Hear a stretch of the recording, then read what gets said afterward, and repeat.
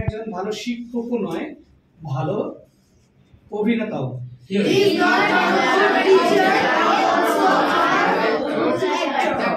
আমি শুধু চিনি নয়, লবণও কিনিয়েছিলাম। কি হবে? আমি শুধু ইংরেজি নয়, বাংলাও শিখাই।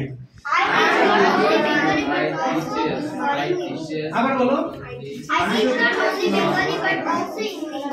ইংলিশ। ওকে, তারপরে বলো, সে শুধু একজন চিকিৎসকই নন, ভালো শিক্ষক। কি হবে?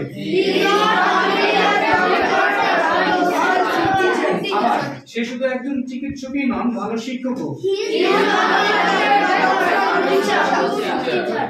সে শুধু চোর নয়, প্রতারক।